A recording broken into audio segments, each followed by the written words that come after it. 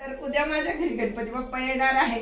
गणपती बाप्पाच्या स्वागताची तयारी आजपासूनच माझ्या घरी चालू झाली। हा टेबल लावलेला आहे आणि हे फरचं कापड मी त्यावरती टाकलेलं आहे।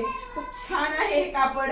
आणि मी अशा प्रकारे हा साचा तयार करून घेतलेला आहे। पीव्हीसी पाईप असतात ना, त्याचा हा चौकोनी साचा तयार करून घेतलेला आहे। आणि मी माझ्या सुनबाईनी आमच्या पसंतीचं हे कापड आणलेलं आहे आणि मस्तपैकी हे असं लावलेलं आहे। खूप सुंदर दिसतंय ते।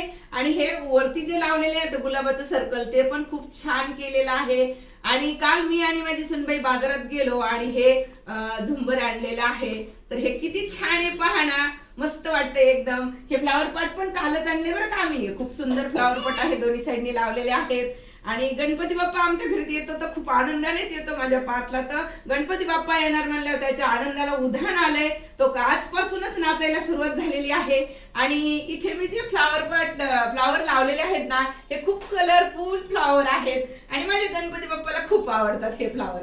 त्यामुळे मी छान असे फ्लावर लावलेले आहेत। आणि इथे हा चौरंग ठेवलेला आहे, चौरंगावर कापड टाकलेला आहे। उद्या हा गणपती बाप्पा माझ्या घरी येणार आणि खूप छान स्वागत होणार माझ्या गणपती बाप्पाचं।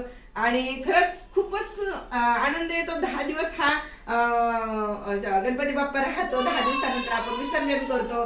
खरंच 10 दिवस असे आनंदाचे क्षण असतात। आपली भारतीय संस्कृती इतकी छान आहे। खूप खूप आनंदाला 10 दिवस उधाण येतं।